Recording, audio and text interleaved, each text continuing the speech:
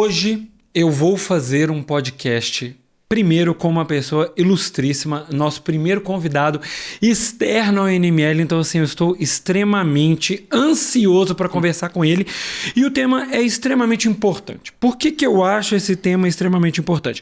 Porque as pessoas não dão a devida atenção à urinálise, o material é simples de obtenção e eu acho que isso cria uma falsa confiança de que aquilo não pode trazer resultados muito importantes e eu sinto que essas pessoas não levam esse exame a sério. Mas antes da gente conversar sobre esse assunto interessantíssimo, eu quero que o meu convidado João Calamares, um querido, se apresente para a nossa audiência. Tudo bem, João? Tudo bem, Pedro. Obrigado aí pelo convite, o NML. Galera, eu sou o João Calamares, já sou biomédico há 10 anos. Já passei da casa também dos 30. Dos 30. Já estamos aí nesse número. Sempre trabalhei com análises clínicas, apesar de, durante na faculdade, não querer. Tá igual eu, então. Não gostava, não queria, mas acabei se apaixonando durante o processo. Você vai me contar isso durante o podcast. A gente fala. E a gente, já passei por hospital, por UPA. Você tá na UPA, não tá? UPA, já passei por hospital, por laboratório particular e desde 20 comecei a fazer conteúdo, já há 5 anos, e desde 22 para 23 só no conteúdo, só nas aulas. Aí você largou o laboratório. Não era objetivo. Não era o objetivo entrar, não virou um objetivo não sair. Não era o objetivo largar o hospital. Entendi. Mas aconteceu. Funcionou a internet. Sim. Que interessante. Mas primeiro me conta isso, como é que foi essa história de não querer análises clínicas e ir para as análises clínicas? Ô Pedro, o seguinte, quando eu entrei na faculdade, entrei na Biomed sem saber o que era Biomed. Entendi. Queria alguma coisa da área da saúde. Entrei. E os meus 2 primeiros anos, eu entrei em 2011, hein? Os meus 2 primeiros anos foram muito frustrantes. Porque assim, eu não sabia direito o que era Biomed. Eu não sabia o que eu queria dentro da biomedicina. Porque desde aquela época já se tinha mais de 30 áreas de atuação. Entendi. Então muitas vezes você fica naquela, vou pra cá. Entendi. E esses meus 2 primeiros anos...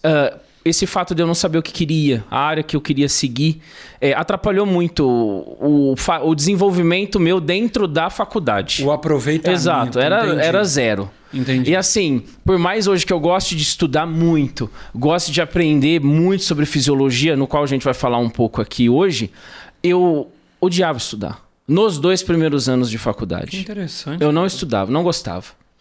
E assim, isso me fez não aproveitar nada a faculdade, notas baixíssimas. Sabe quando você passava no limite assim? Você precisa de 5 e você tirou 5. Beleza. Ok, foi. Fiz meu arroz com feijão. Beleza. As coisas começaram a mudar quando eu entrei num laboratório para estagiar, de graça, sem ganhar nada.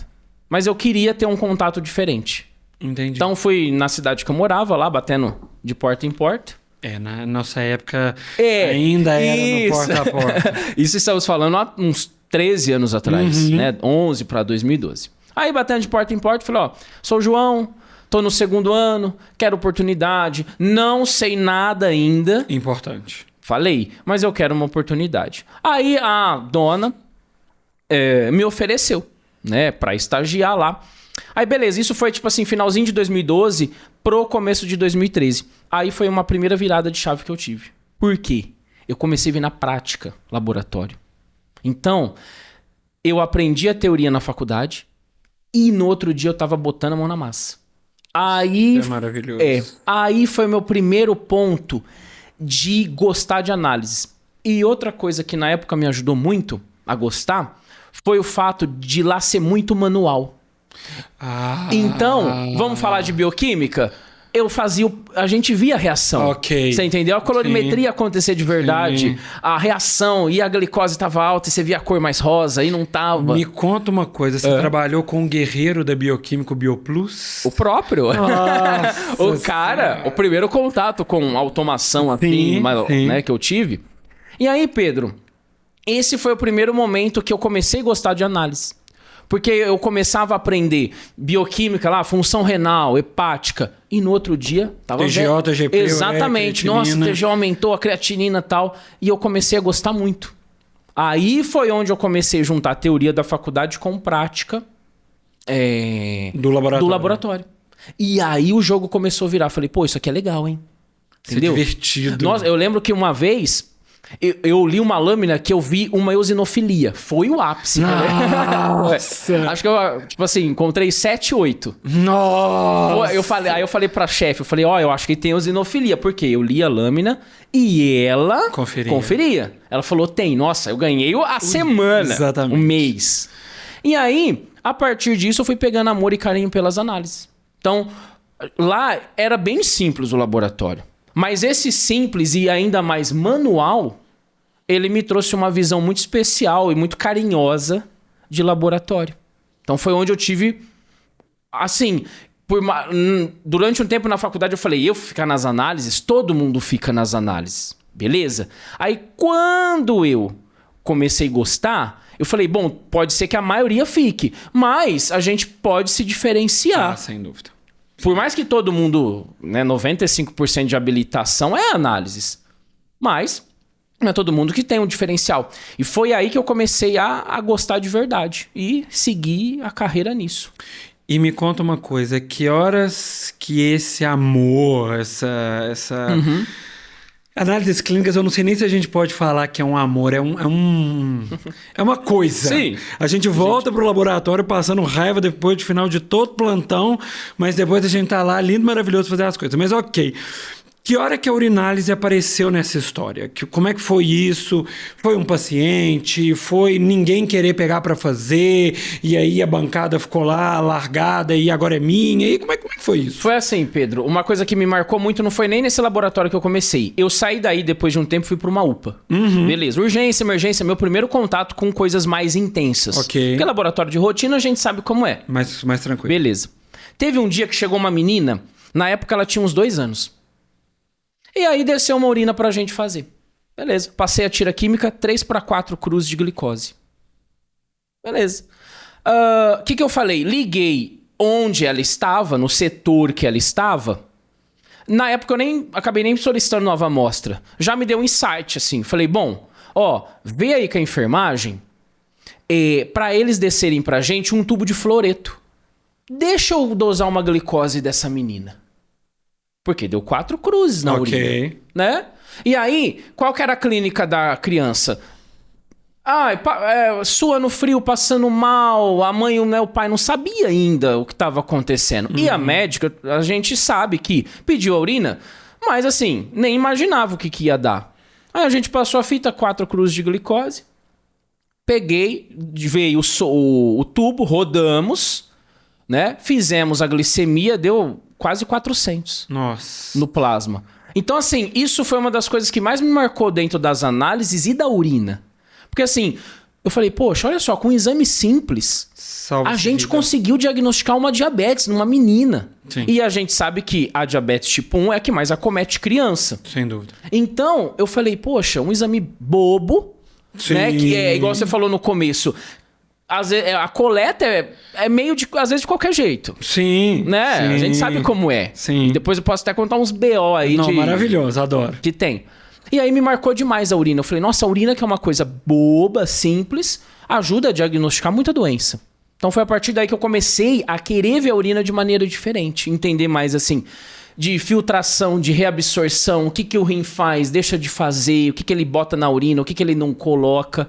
E aí eu comecei a ter um olhar diferente para a urina. Isso foi, acho que o que mais me marcou foi isso. E eu vou começar a levantar algumas polêmicas. Manda. Essa me veio literalmente aqui agora.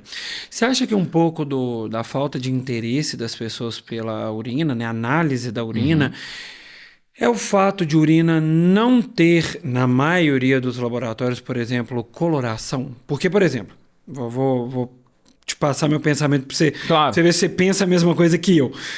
Hemato é lindo. Claro. Hemato é colorido. Isso.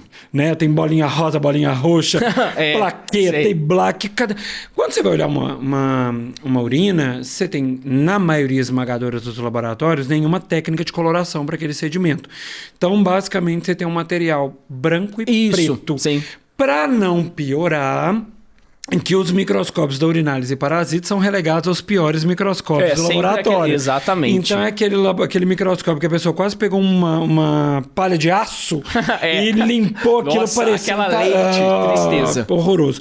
Mas assim, você acha, por exemplo, que isso pode ser um viés de falta de... Assim, claro que eu estou trazendo um viés extremamente básico e talvez alguns dos nossos ouvintes até pensem assim, poxa, Pedro, você está me falando que as pessoas menosprezam urinálise frente à hematologia por causa de cor de amostra? Eu acho. Eu acho. Você acha também? Eu comecei a achar isso, principalmente depois que eu comecei a descobrir que a urina vai além do preto e branco. Você entendeu? Sim. Por quê? O que acontece? Depois que eu comecei a fazer cursos e trazer os treinamentos e tudo, uma das coisas que eu consegui implantar nos cursos foi, primeiro, visualização em contraste de fase. Isso já é um grande avanço pro laboratório. Sem dúvida. Então aí a gente já sai da urina basiquinha, né, do preto e branco, e vai para isso. E depois de um tempo eu comecei a trabalhar com o Sterhelm e Malbin. Né? Que até eu vejo, acho que você tem lá, sim, não tem? Tem. Então, Pedro, eu acho que isso é muito disso, porque depois que eu comecei a adicionar essas coisas, a visão da urina muda muito. Muda. Não é? Em questão de sedimento. E eu quero... Você falou uma coisa que queima meu coração, que é o seguinte... Eu tenho verdadeiro ranço, eu adoro essa palavra, porque eu acho que ela representa exatamente a minha emoção, que é o seguinte, eu tenho verdadeiro ranço de pessoas que fazem coisas que não devem ser feitas. Ponto. Antes que eu entre na guerra da fita e do sedimento, porque isso vai tomar basicamente o nosso assunto final... Você que vem implantando com pessoas que você conversa, que você treina, o contraste de fase. A gente sabe que a literatura deixa claro que dismorfismo eritrocitário se faz em contraste de fase. Perfeito. Não estou dizendo que nós não somos aptos a olhar um sedimento de urina e ver hemácias dismórficas. Isso. Claro que a gente pode. Você tem lá ali um excelente microscópio de campo claro, com uma urina impecavelmente coletada. É óbvio que você consegue achar um acantócito, que você consegue achar alguma coisa ali. Mas o que você tem falado para os seus treinados alunos para que eles entendam que é com contraste de fase? Ô Pedro, o que a gente tenta fazer sempre é uma educação continuada e mostrar que pro laboratório, pro analista, o investimento num contraste de fase, ele é essencial, porque no monitoramento de uma hematúria, né, daquele sangramento que é lá no rim mesmo, o nosso contraste de fase é esse dismorfismo que muitas vezes fecha o diagnóstico, não é? E que o médico já consegue iniciar o tratamento.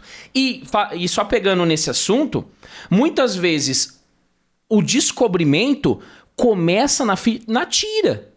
Passou lá, deu uma proteinúria. Não é? Muitas vezes, só a proteinúria ainda não é nada específico, mas o início é ali. Muitas vezes o médico, a partir dali, colhe outra urina, aí o cara mantém uma proteinúria, mantém uma hemoglobinúria, vai lá no sedimento, igual você falou, até dá para ver sem contraste de fase. Vai abaixar o condensador, claro que dá, diminui a luz, beleza. Mas... se o laboratório quer entregar um serviço de primeiro mundo na pesquisa do dismorfismo, vale muito a pena o investimento. E é um exame, assim... É um exame, não. É uma tecnologia que eu vejo, assim... ela se pagará com o tempo. Exato. Né? Não tem... Você vai ali fazer um investimento, às vezes seu microscópio não pode acoplar o contraste de fase, então você acaba tendo que comprar um novo microscópio, mas caso o seu microscópio possa, você só acopla o contraste de fase. Pedro, mas custa... sei lá, não faço a menor ideia de quanto custa. Uns 10? Uns 10, depende da marca, 10 para cima. 10 para cima. Então vamos colocar aí 15 mil. Caramba, 15 mil, você coloca um exame no seu laboratório, é óbvio que a pessoa que vai lá fazer exame laboratorial, ele não faz dismorfismo e leva o resto embora. Exato. Ele larga todo aquele resto ali no laboratório que você vai fazer bioquímica, hemato, urinálise e afins, e você tá fazendo certo, né? Exato. Eu acho que é basicamente isso. Bom, falando de coisa errada, falando de coisa que a gente histórias, gosta, que a gente queima a guerra. Tem BO, deixa eu só fazer alguns avisos extremamente importantes. Eu trouxe João aqui para conversar com a gente sobre urinálise, porque eu e NML, antenado nessa realidade da importância da padronização, da melhora da urinálise no Brasil e na melhora do estudo, está trazendo uma pós-graduação extremamente exclusiva para o mercado. Nós estamos lançando a pós-graduação de urinálise e parasitologia. Parasita eu não vou nem me aventar em falar muita coisa, porque eu fiz um pedaço muito pequeno da minha vida, e aí como eu fui para urgência e emergência, eu acabei parando de fazer, mas assim, eu acho que vai trazer um nível de qualidade e de novidade que eu espero que a urina seja vista de uma forma totalmente diferente. Se interessou pelo assunto ou por qualquer outra pós-NML, o link está logo aqui embaixo, é só clicar que vai abrir a sua aba aí, você vai continuar vendo sobre a pós-graduação e algum outro produto que você tem interesse. João, com isso, a pergunta é a seguinte, vamos começar com o frasco. Manda. Qual foi o pior que você já recebeu? Nossa, Pedro, tem uma lista, cara. Eu acho que o pior para mim até hoje, quem é de casa e cuida minimamente de casa, eu já recebi em urina naqueles frascos de Caltrim que mata barata. Nossa, esse aí Quando eu vi aquele negócio, eu falei, o que eu vou fazer? Eu já recebi em frasco de iogurte.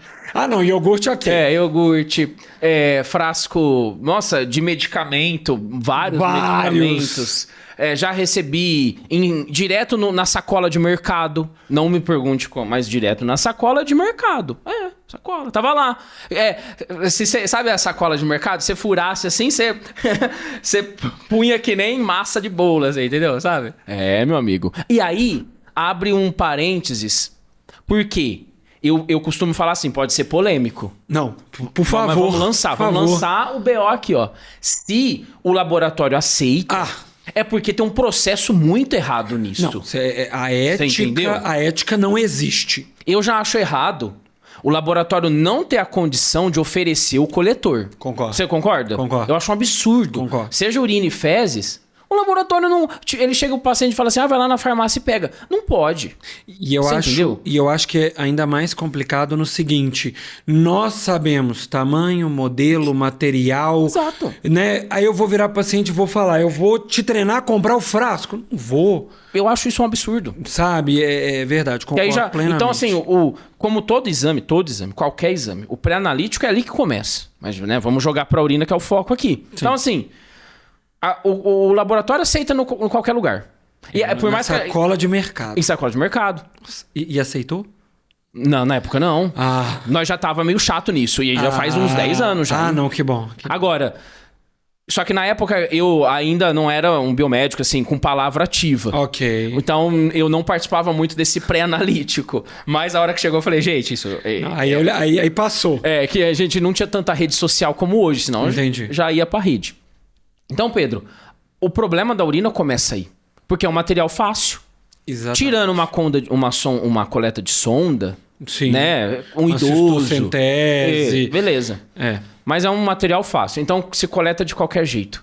No primeiro laboratório que eu trabalhei, um dos grandes absurdos que acontecia... Esse freio precede um assunto polêmico. Mas pode falar? Claro. Então vai. O que acontecia?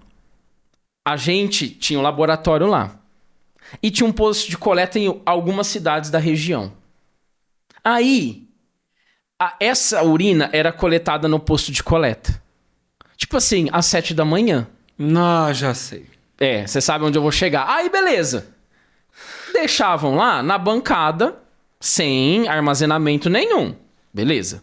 Aí se punha numa maleta. Você acha que tinha gelo, sim ou não? Não tinha gelo. Aí, beleza. Aí, pra piorar, o transporte não era feito por profissional. Era o motoboy da cidade.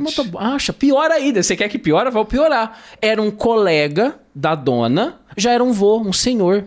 Ele pegava a urina.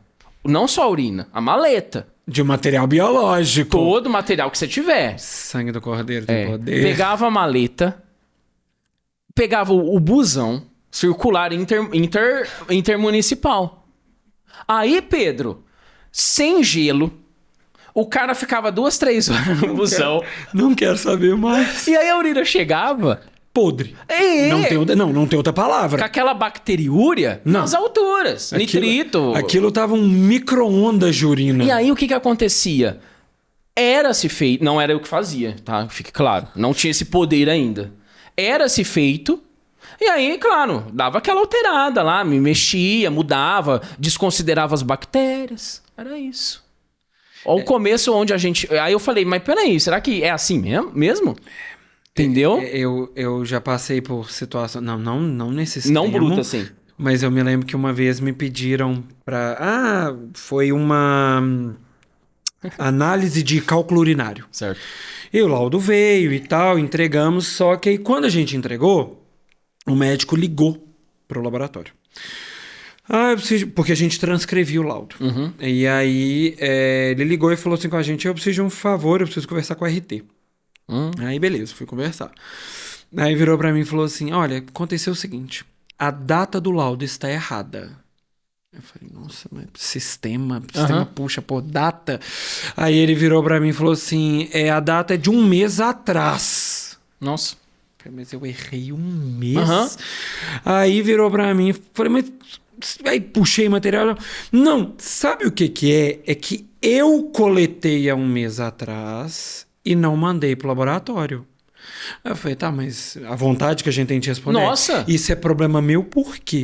Porque se você coletou e guardou, na verdade, eu nem poderia receber, né, um cálculo urinário de 1 mês, mas ok, não sabia, recebia, enfim. Ele virou pra mim e falou assim, não, mas você não acha que dá pra dar uma mudadinha no cabeçalho, não? Falei, você acredita que eu acho que não? Eu vou conversar com o seu chefe. Aí me deu vontade de depois que você converse com Deus. Né? Eu não mudo o cabeçalho. Esse também foi absurdo. Então assim, é uma realidade. A sensação, eu acho que mora a realidade nisso que a gente está conversando. É um material de fácil obtenção. Então as pessoas... Não. Vamos falar... Antes, eu vou entrar em tira de urina, tá, gente? Vocês podem ficar tranquilos. Antes de mais nada, faça uma enquete nas suas redes sociais, eu vou fazer no NML. Quantas pessoas usam luva para mexer com sangue? E urina. Quantas pessoas usam luva para mexer com urina? Mas mas isso a gente pega no grupo às vezes. Grupo de aluno e tal. A galera manda foto. Já. Aqui, ó. O tubo aqui com a mão. Aí você olha. Exato. Você tá segurando esse tubo de urina com a mão. E às vezes, além do frasco primário, do coletor, já no tubo cônico. No tubo Falcon. Já coloca a mãozona lá. Aqui, gente, que cor que tá aqui? Fala, mas, gente, esse dedo aí. Cadê a luva? Isso é muito ruim. Enfim, bom, vamos falar de polêmica. Primeira coisa que eu quero que a gente converse. Eu acho que as pessoas precisam entender que a análise química da fita é uma técnica complementar à sedimentoscopia e que por causa disso elas podem ter divergência. Isso. Vamos puxar a hematúria, hemoglobina. Vamos. Que você acha da dupla? Eu achei hematúria na minha fita, eu achei hemoglobina. Exatamente. Eu falei isso em um outro podcast com a Aline, que inclusive eu acho que algumas marcas deveriam ser corrigidas quanto ao que elas escrevem na fita. Mas enfim, vamos fazer essa correlação entre hemoglobinúria e a presença de hemácias, né? A hematúria. E aí? Eu posso, não posso mexer nisso? Quando é que eu mexo? Quando é que eu não mexo? Qual que é o impacto disso? Gente... Veja bem, é uma coisa que eu até conversei com o Pedro antes aqui. Entender o processo fisiológico é a chave para você, não é, Pedro? Fazer uma boa associação entre fita e sedimento. Sem dúvida. Porque eu já tive chefe também que a gente tava lá. Isso é em outro lugar. É só chefe... Enfim. A gente lembra dos piores, infelizmente. Aí a gente liberava, por exemplo, uma cruz de hemoglobina. Certo. Tá. E às vezes tinha ali... 8 mil hemácias, por ml. Aí ela ia lá e colocava 30 mil. Aí vamos supor, 2 cruzes. Vamos imaginar que 2 cruzes, porque pode acontecer. Tem 10 mil hemácias ali, em média. Não, mas 2 cruzes, 2 cruzes 50 corresponde a 50. mil. Então, isso né? Não existe. Né? Não existe isso. Por quê? Igual o Pedro falou, hemoglobina. Isso é importante, porque às vezes o paciente tem situações que ele vai ter ali uma mioglobina. É como se fosse, né, Pedro? A gente pode dizer assim, tipo, a prima da hemoglobina. Exatamente. É parecida, estrutura e tal. E ela vai reagir com a área da tira, vai positivar para hemoglobina, mas ela não é uma hemoglobina que está ali, né? Paciente com rabdomiólise. E assim, até... Que é um exemplo. Desculpa, o corte é o seguinte, eu gosto muito, eu estava também conversando um pouco desse assunto em um outro podcast, o seguinte, existe um mau hábito nas análises clínicas de algumas pessoas que eu conheço, que acham que o diagnóstico só é feito quando as técnicas falam a mesma coisa. Exato. Sim. E que no caso que você está trazendo, e a gente vai falar mais um pouco, é exatamente a discrepância entre o sedimento e a fita que faz... Muito bom, exatamente. Né? Sim. Aí eu vou fazer um secar, aí eu vou... Isso, perfeito, exatamente. Buscar o que está acontecendo. Uma situação que eu vi bastante. Isso acontece muito quem tem acidente com cobra, né? O que acontece? Muitas vezes a cobra pica lá a mão, a perna do paciente. Ali vai ter uma necrose, Sim. né? Lesão muscular, mioglobina circulante. Cai na urina, tadã, vai reagir a hemoglobina. E às vezes o médico, ele já espera que isso aconteça, não é? Ele quer que isso aconteça. E aí, você imagina a situação assim. O cara foi picado por cobra. Beleza. Aí, às vezes a área de lesão é grande. Considerável. Né? Demora para ser atendido. A gente tá no Brasil, sabe como é muito grande tal o país. Sim. Aí, você imagina a situação. Você passa, tira lá, dá 2 cruzes, vamos colocar. E aí você tem um chefe, né, um colega que tá com a cabeça engessada. Século XV. E, não, se deu 2 cruzes, cadê as hemácias desse cara aqui? Claro que não vai ter. Sim. Ele não tem nada de filtração, né? Então, assim, entender o contexto é fundamental. E entender como que o processo fisiológico vai levar aquilo. Sem dúvida. Não é? Sem Porque, dúvida. Você citou hemoglobina. Dá pra citar leucócito. Para que essa polêmica tem que ser explicada. Então, peraí. Manda. Adoro. Vamos lá. Manda os B.O. Esse vai se explodir. Vamos lá. Então, chegamos a uma conclusão mínima, tá? Só pra gente fazer uma análise. Esse podcast virou uma mini aula. Então, o que a gente chegou à conclusão? De que a fita mede uma coisa, o sedimento mede outra e que minimamente eles podem discordar. Isso. Claro, né, João? Que a gente tem que estar muito atento, como você já disse, com o pré-analítico. Porque também não é fazer essa urina que ficou 5 horas no ônibus, cozinhando aquele micro-ondas e acreditar que esse resultado é a realidade do paciente. Então, respeitado o pré-analítico, as diferenças entre a análise química e sedimento são extremamente importantes. Leucócito, tá bom. E aí a gente tem o primeiro problema. Primeiro problema, que é o seguinte. Toda leucocitúria, eu vou trazer a frase e você discorre. Toda leucocitúria, invariavelmente, é um processo infeccioso. Não. Por quê? Ué. Esclarece a vida das pessoas, porque eu acho que eu sozinho não dou conta, mas eu preciso de forças para explicar isso. Veja bem, você faz lá a urina, isso acontecia muito na UPA quando eu tava. E no começo você não tem conhecimento ainda, né? Sim. E isso, nossa... Até arrepia. Porque assim, uma coisa é, você tá num laboratório de boa, tranquilo, você não tem muito caso. Às vezes, imagina assim, 3 da manhã. Aí você tá lá, você faz a urina... 500 mil leucócitos. E aí pergunta se tem bactéria. Zero. E aí no começo a gente não tem tanto conhecimento. Aí na época eu falava, eu ficava assim, meu Deus, eu vou liberar o que eu estou vendo. E se vierem me perguntar? Esse é o ponto. Porque em hipótese, eu falei, não vou, se eu não estou vendo... Pô, não vou inventar. Sim. Aí a ética foi pro ralo. Sim. Mas aí eu falava, beleza, eu vou liberar, então eu tenho que aguentar o tranco. Sim. Porque os caras vão vir. Sim. E aí é onde eu sempre acho que a fisiologia, para qualquer exame, aí que ela entra. A gente descobre. Então, assim, você tá aí na bancada, né, meu querido colega analista, fazendo a urina, passou lá 3 cruzes de leucócitos. Né? Não de leucócito, de esterase leucocitária. Esterase leucocitária. A gente até pode falar depois disso aí. Aí, beleza. Você vai no sedimento e só tem leucócito. né? Não tem bactéria, nada. Por que isso acontece? Muito provavelmente o paciente está passando por um processo inflamatório. E é uma coisa que eu sinto que as pessoas elas não estão preparadas para explicar. E aí eu já passei por isso, eu já liberei, médico veio, Pedro, 3 crus de leucócito, você não tem uma bactéria. Isso. E eu ainda virei e falei assim, não, porque eu fiz o GRAM. Então eu fiz técnica complementar para ter muito certeza, né? Porque às vezes é uma bactéria muito pequenininha. Isso, e aquele aglomerado de leucócitos, né? Que muito atrapalha de ver aquilo.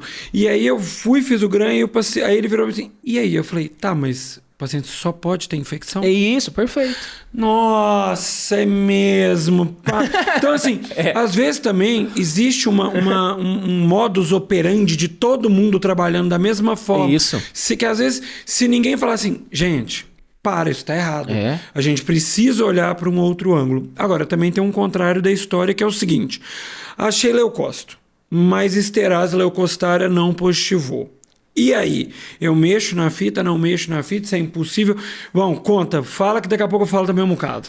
Ó, esse é um outro caso que gera dúvida. Sim. Tá lá, você passou a fita, beleza, não deu quase nada. Mas aí você vai pro sedimento, tem muitos leucócitos. Muito. Agora, é o que eu falei aqui há uns minutinhos atrás. A fita, ela não pega o leucócito em si. Esse é o ponto. E aí é o que você falou também. Por isso que às vezes as marcas deviam mudar o nome. Eu acho. Por quê? A fita, gente, ela pega o quê? A esterase, que é uma enzima presente dentro de alguns, não todos, leucócitos. Aí esse cara tá passando um processo inflamatório, às vezes tá indo lá linfócito, monócito, um conglomerado de células que não tem a esterase. E como que vai reagir? Não vai? Às vezes é um quadro, assim, até... Não que um processo inflamatório não seja um problema, mas às vezes é até um quadro mais triste que, por exemplo, uma leucemia linfóide crônica, né? A gente precisa lembrar que linfócito tem a habilidade de infiltrar tecido. Exato. Então, o paciente apresenta aquela leucocitúria e aí você coloca que aquela esterase leucocitária existe. Se o médico for um médico preparado, aquela esterase sendo batida com aquela quantidade de leucócito no sedimento do paciente vai disparar uma preocupação para ele, porque ele vai pensar, putz, é um granulócito. Isso, exato. E aí aquele paciente é imunoincompetente, porque ele tem uma LLC, e aí o médico vai entrar com antibiótico, uma série de tratamentos totalmente desnecessários. É ideal que ele apresente linfócitos na urina dele? Não. Sim. Não. Mas vai acontecer eventualmente? Perfeito. Sim. E aí isso me preocupa num nível que eu fico pensando assim, quanto laudo errado, quanto tratamento não chegou aonde tinha que chegar porque uma pessoa ou outra não quis abrir a bula. Exatamente. A bula, João, é abrir... Isso. Porque, assim, o nome lá na caixinha, no gabarito, né? A maior parte de nós faz urina, pelo menos eu acho, né? Confere a fita manualmente. Sim. Mas você abre a bula descreve, leucócito. Onde se lê leucócito, entende, se esterase, leucocitária.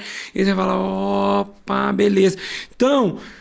eu vejo que falta isso para a urina. Sim, bastante. E assim, eu sinto que a urina, ela é um material, como a gente já falou inúmeras vezes, de facílima aquisição. Muito. Dor pela coleta nenhuma para o paciente, né? Claro. Ai, Pedro, mas dói fazer xixi com infecção. Não, mas dói para qualquer hora, né? Para mim é coleta. Sim. Né? Então, assim, é uma coleta indolor, a pessoa faz sozinha. Tudo bem que isso algumas vezes é um problema, né? Sim, mas, claro. Sim, zero problema. Por que não respeitar? Sim. Por que o grau de respeito que se dá a uma amostra é proporcional a quanta dor? Exatamente. Exato. Esse é o problema. Porque se eu coloco um frasco de licor na bancada, eu espero que o licor cause no mínimo um desconforto em quem vai fazer. Porque também se não causar, para mim é um caso perdido, não tinha nem que estar nas análises. Mas aí é que tá. O licor, todo o laboratório para. Exatamente. Entendeu? Se tivesse um sinal assim, aquela sireninha vermelha, né? Chegou, tocou, todo mundo para. Exatamente. Agora, a urina, esse é o problema. Acho que o material fácil de obtenção, a falta de padronização desde o coletor, sim. Né, até a coleta, as orientações que são passadas para o paciente. Então, no meu ver, é um exame meio que empurrado com a barriga, muitas vezes. E eu acho que as pessoas não têm noção da quantidade de doença séria Sim, exato. pego Um exame de urina. em exame de urina. Exame de urina besta, assim, que fez lá. Exatamente. Então, assim, eu fico pensando quanto poderia ser melhor, quanto poderia ser mais barato para o laboratório. Exatamente. Mais barato. Porque, assim, eu vou tocar em todos os podcasts em dinheiro, porque, ai, Pedro, que você é mercenário. Não, não é isso. É porque laboratório não é caixa de caridade. Exato. É um negócio, é uma empresa, Né? como qualquer outra. É uma prestação de serviço, Isso. como qualquer outra. Tem a responsabilidade com a saúde e vida do paciente, Sim. tem o menor problema. Mas no final, do mesmo jeito que eu vendo bala, chocolate, eu vendo hemograma. Exato, urina, perfeito. né? Isso, tem que ter essa visão. Existe uma exatamente. responsabilidade com a vida do paciente, com a qualidade daquilo que é entregue, isso é indiscutível. Mas Isso. é uma prestação de serviço. Só que eu fico me perguntando o seguinte: o quanto às vezes um exame simples, que abre muitas portas, gera muitas conexões, resolve a vida do paciente, abriria portas para novos clientes. Sim. E eu fico visualizando isso e as pessoas pensam assim: urina. Pô, isso quando não coloca o estagiário para tocar a bancada da urinária. Exatamente. Então, assim, o que é urinar? É contar isso, contar aquilo, e pronto. Tá, é contar? É contar. Só que aí eu vou fazer vou voltar uma pergunta que eu fiz lá no início. Eu falei o seguinte, eu acho que urina é menos... tem um glamour menor, porque não é colorida, igual ao hemato. Mas aí eu devolvo a pergunta. Se a diferenciação das células é menor, porque eu tenho menos cor, não deveria ser feito pelas pessoas mais capacitadas? Exatamente. Aí você tocou num outro ponto que... Vai. Olha o quanto a gente tornou hemato mais fácil quando os corantes apareceram. Sim. Porque vocês, muito jovens, eu já sou jovem, fiz isso pouco, tá, gente? Mas vocês, muito jovens, não viram a hemato manual. Houve um momento da hematologia que se contava hemácia, leucócito e plaqueta em câmara de Neubauer, extremamente parecido com o que se faz com a urinálise hoje. E o pessoal, inclusive, da veterinária, por exemplo, hemograma de ave tem que passar por isso, tem núcleo, então a maior parte das automações não são capazes de contar. Então tem toda essa questão. Era extremamente difícil, então os profissionais mais treinados faziam aquilo. Tá, entendi a regra. Mas por que a urina não passa pela mesma regra? E aí você falou essa coisa de célula muito importante, que aí é um deslize que muito laboratório faz e analista também. Só emendando você falou de célula, que achar, tipo assim, é um erro, eu vejo como um erro do laboratório, a galera que coloca lá célula epitelial independentemente de qual tá vendo. Porque é tudo igual. Isso é o mal. Esse é o ponto. Então, se você tá fazendo urina e vendo esse nosso podcast, a célula escamosa, ela é uma coisa. A célula transicional, ela é outra. Agora, a célula tubular renal é outro mundo e direciona provavelmente por uma lesão renal. E aí o cara vai lá, primeiro, dificilmente ele sabe identificar a tubular renal. Sim. Porque ela é parecida com o leucócito. Sem dúvida. E ninguém nunca te ensinou isso. Tô errado?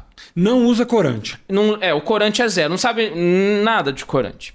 Aí, libera a célula de tudo, qualquer jeito. Você falou da quantidade de laudo errado. A quantidade de gente que já viu célula tubular e achou que era leucócito... Eu tenho certeza. É um absurdo. Você entendeu? E liberou como leucócito. Sim. Então, às vezes, deixou de ajudar num diagnóstico e dar um direcionamento mais correto por falta de conhecimento. Muitas vezes, a pessoa entra e já é absorvida por aquele ambiente, não é? A urina de qualquer jeito. Exatamente. A urina vai lá, empurra a barriga. Imagina as fezes, então. Não. Teria que falar. A Parasito é uma terra, assim, quem quiser pegar para fazer, exatamente. Pega e faz. Então, Pedro, isso que você falou da coloração, outra coisa que eu falo aqui que é errado, né? Ainda na parte da tira. Galera, o cara tem 15 urinas para fazer. Você já até sabe onde eu vou pôr. Aí ele tá com as 15 urinas aqui, ó. Aí beleza. Aí o que o cara do teu laboratório, o teu chefe cabeça dura, né? O cara tá 50 aí, faz. Ele bota as 15 lá no tubo cônico. Aí ele põe a fita na primeira, na segunda, na terceira, na quarta, na quinta. Até ele chegar na 15ª, a primeira, quantos minutos já ficou? Não. Coitada, ela já tá bêbada de tanta urina que ela recebeu, Sim. não é? Sim. Aí, ele vai tirar a primeira, aí ele vai ler, aí ele vai ficar com dúvida, aí ele dá aquela giradinha. E as outras? Até ele chegar na 15, brincando, Não. é uns 10 minutos, Pedro. Não. Foi pro buraco, aquilo ali é Então, lixo. Toda etapa, muitas vezes é errada. E feita de maneira, tipo assim, é assim, tipo assim, eu aprendi assim e é assim. Então isso condena demais a urina. Porque a coleta é mal feita, né? E o laboratório aceita a sacola do mercado. Essa eu vou guardar. Como se imagina a sacola do mercado. Não. Nossa Entendeu? Senhora. Aí, passa a fita de qualquer maneira.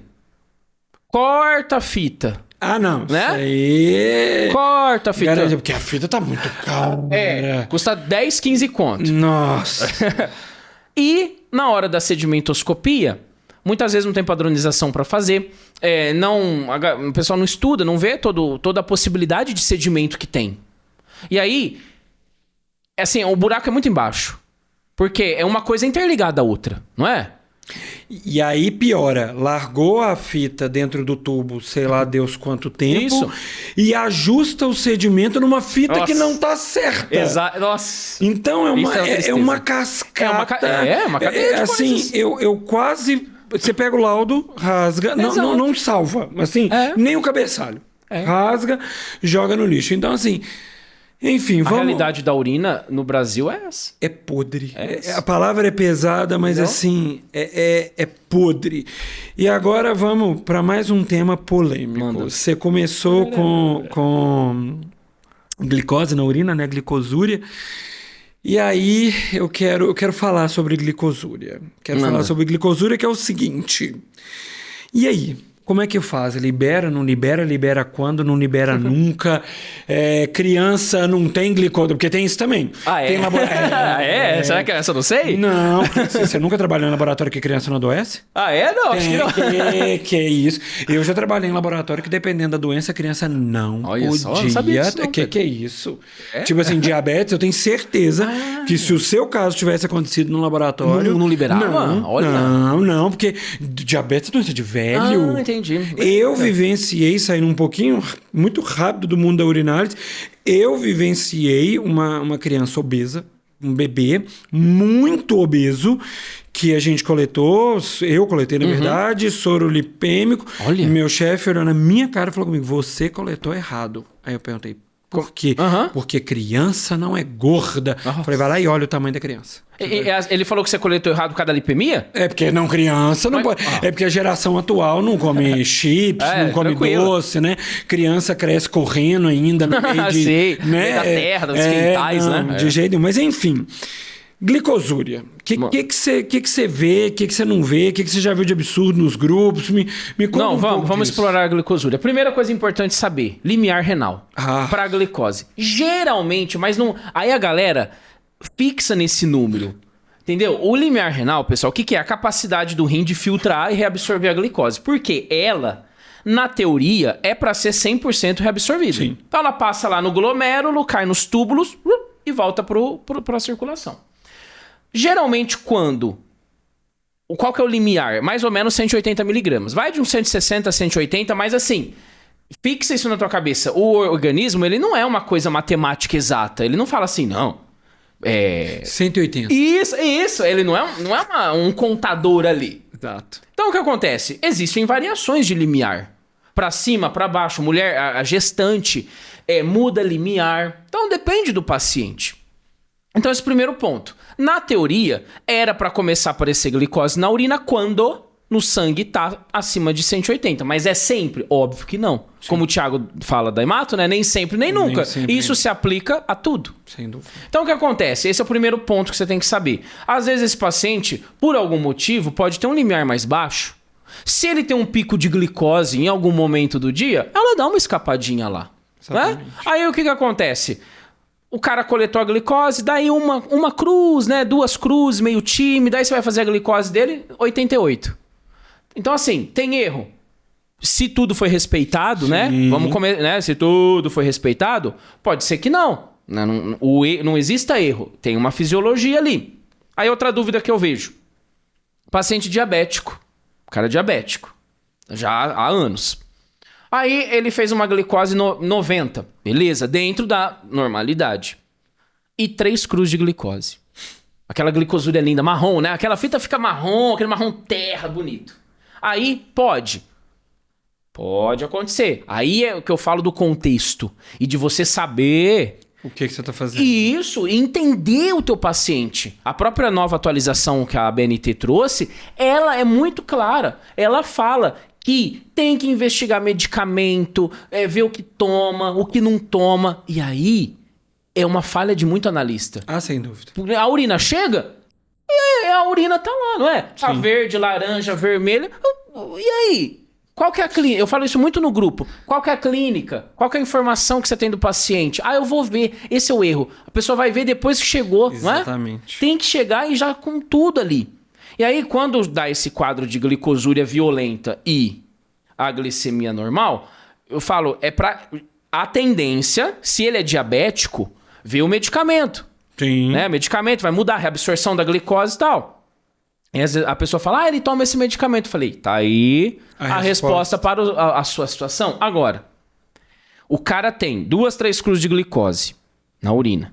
Ele não é diabético e a glicemia dele tá normal. Isso também acontece. Aí, o cara não toma medicamento nenhum. Ele não é diabético, mas tá dando 2, 3 cruzes. Aí pode ser patológico. Pode ser doença tubular, né? Que a gente, tipo assim, quando você sai da faculdade, né, você nem sabe que tem isso aí. Ah, não. Não é? Não. Doença tubular. O que é tubo? Exatamente. De onde que veio o tubo? Exatamente. Exatamente. Então, assim, a glicose tem todas essas nuances. E eu vejo que há eu acho que o que você falou que eu mais gostei existe uma padronização de uma coisa que não é padronizável.